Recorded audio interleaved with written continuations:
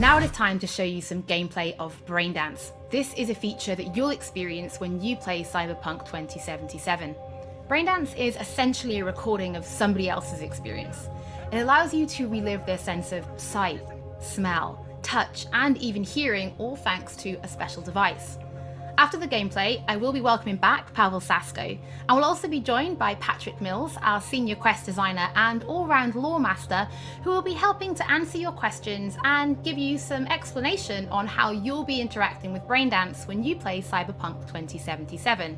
So, let's take a look. Plan simple. Do nothing odd. Don't get creative.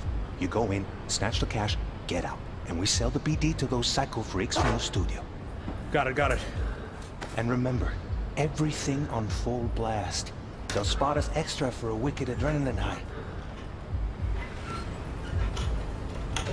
Okay, on you go.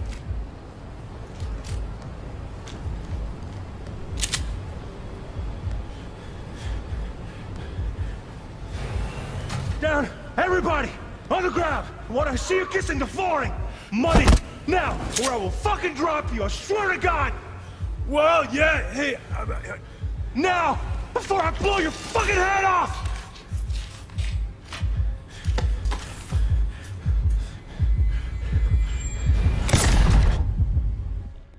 Ah! Slow, deep breaths. Your cortisol and adrenaline spiked, but the soft activated your hormone blockers. Nothing happened. You're alive and well. That was... too much. Could feel the guy's... pain, his stress, his... hope? Hope wrapped up in something else. Mm-hmm. Probably took a booster just before. You'll be fine. Got everything set up? Let's switch over to editing mode.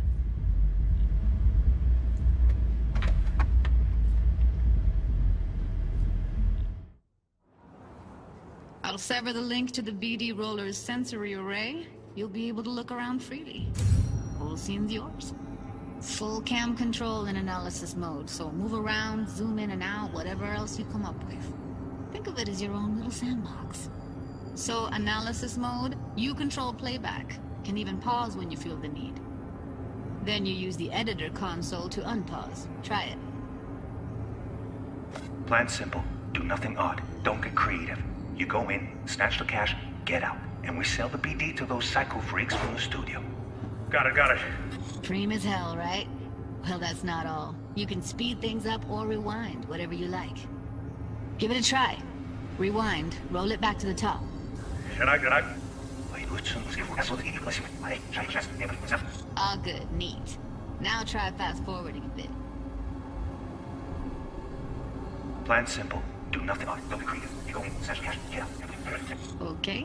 You can also reset the recording. That'll take you right back to the beginning. Try it. Now for some fun.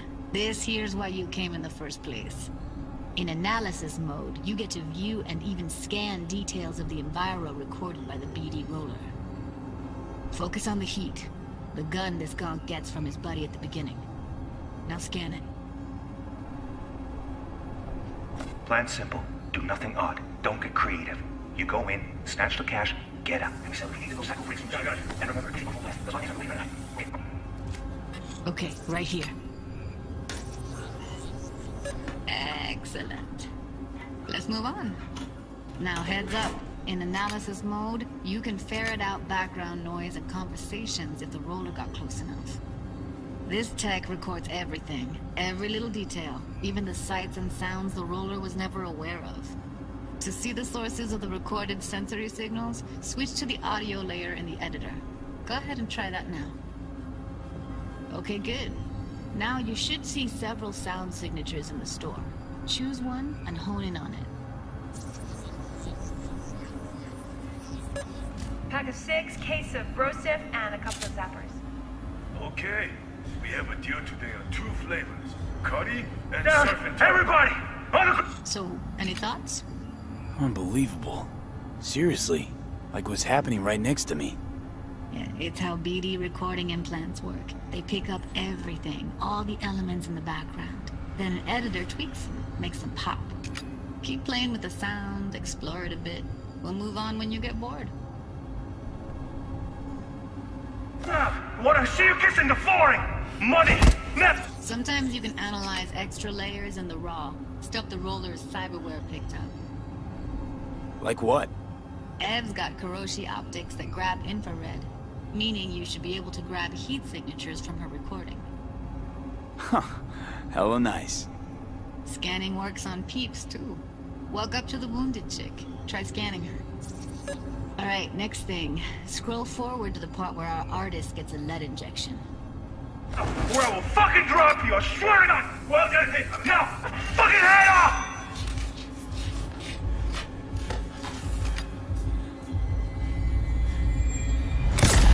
See that? They shot him and he never saw it coming. But you will. Here it comes. My favorite part of the game. See the blinking thing over the entrance? Surveillance cam. Must have caught our shooter. You'll see in a sec.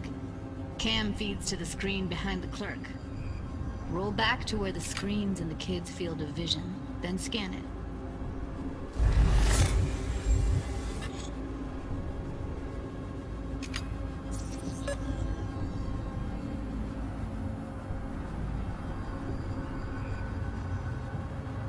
His own Chumba shot him. Probably planned to all along.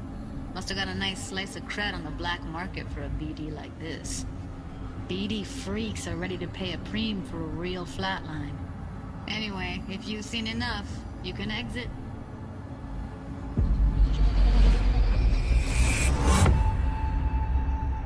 Yeah, it's impressive, right? It's too bad most of the BDs we do here are only good for flogging the log. So Braindance is a pretty big part of the Cyberpunk universe. It's not just something used for adult films. There is an awful lot to it. And there's two sides I'd really like you guys to help me explore. First is the lore, so how this actually fits into the universe. And then there's the gameplay side, so how players will be interacting with it. So Patrick, could you tell us more about the lore of Braindance? I would love to. So in the world of Cyberpunk 2077, Braindance was invented way back in the early 2000s at UC Santa Cruz. It was developed as a way of recording a person's experiences and then playing them back for someone else so that they could relive them as though it was happening to them. It was originally used for things like therapy and prisoner rehabilitation, but by 2077 it's become this global media industry, including things like movies, mass entertainment, things like that, video games, some interactive things, and of course adult fare as well. Now, in our game, we deal a lot with black brain dances, or XBDs as we call them, and there are different types of those, but the one that you saw in the trailer just there was a flatliner. Now that's where the person recording it actually dies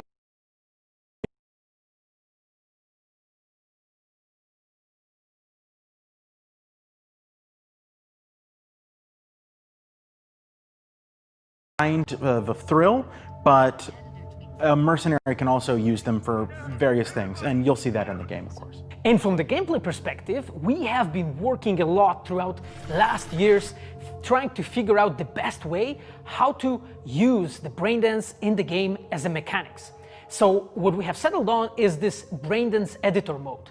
As a player, you will be able to run the Braindance in the editor mode and see different clues that have been registered on the peripheral of given actor. Now, as a player, you can slide on the timeline of the recording back and forth, trying to uncover different clues. And that clues are actually telling a story in the game. So as a player, you will run different investigations that will lead you to different mysteries, and you will uncover them actually using that Braindance as a mechanics in the game. So, as Pavel was saying, we use Braindance as a storytelling tool. It's not a collectible. It's not something where you're going to go in and you're going to play it and you're going to be like, I've seen this before. What we use Braindance for is to give you a keyhole into the life of the residents of Night City. And we can explore things like childhood trauma, religion, various philosophical ideas in a way that you might not otherwise experience in a story about a mercenary on the tough streets. So we've tried to talk about some of the aspects that we think the community will find really exciting, but you know, while you're both here, I'd love to know What is it about Cyberpunk that you guys are really excited for? Patrick, why don't you start? So one of the things that I'm most excited about in this game is the characters and the way they interact with the world. We've got this really interesting world that stretches all the way back to the Cyberpunk 2020 source material and all of these events and all of those things, but those don't mean anything unless they connect with characters. And so when we come up with a character, we start with their function. What is this person? What do they do in the story? But we don't stop there. We go back and we figure out what was their childhood like? What was their upbringing like? What kind of obstacles did they face in this harsh reality, and did they overcome them? And how did they overcome them, or did they not overcome them, and why? And you can see all of those things in their environment, in their dialogues, in sort of how they operate in the world. And we come up with that for all of our characters. Now you look at someone like Victor Vector, and you're gonna see stories about his past in his environment and in his dialogue. You know, we come up with that stuff even if we don't use it in the game, because it helps inform us as to who these characters are. And for me, I would not be myself if I would not say that I'm the most excited about our quests. Like with our Witcher 3 team, with Patrick and like everybody that has stayed with us since the Witcher 3 time, we really have grown so much. We have learned so much, and we have used all that experience to put them into the quests that we have made. And you will not find really a filler in this game. Like everything has a meaning. Like we put so much effort into making sure that everything is rewarding, is interesting, is talking about characters, as Patrick said, is talking about worlds, is talking about emotions, like touching the player in a really, like a real way. And I just can't wait to find out what you think. Pavel, I know you mentioned story and quests and writing quests, and when I was last in the studio, I had a look and I saw a notebook on your desk, and I would love for you to show everybody this notebook. Okay, Holly, I mean, you asked for it. So this is my notebook. It says Salsa Quest Designer. The reason is because I dance salsa, and I'm a quest designer, so you know. So I started this notebook actually when we were really starting Cyberpunk. At the very beginning, I wrote like a first note, and it says pretty much something along the lines of that we were starting with a prototype. And then, you know, I kept on basically noting things that we've been working on for like next years. I remember once when our concept artists actually approached me, and they said that they want to take a look on my notebook. I was like, what for actually? And they took some pictures. And they told me, yeah, well, you know, because we are looking for a reference material for notes of a psychopathic killer. so yeah, well, you may find maybe some of my notes in the game. Pavel and Patrick, thank you so much for joining me. I'm pretty lucky because I have read some of the stories that you and the team have written for Braindance, and I'm pretty excited for people to discover them. But before we do finish today's episode, there is just one more thing we'd like to talk about. Earlier in this episode, I mentioned that media have been getting hands-on with the opening of Cyberpunk 2077, and they should be posting their impressions right about now. And if you missed anything from today's episode, don't worry, we'll be uploading everything to our channels very soon. And finally, on behalf of everybody at CD Projekt Red, we just want to say thank you so much for joining us for this, the very first episode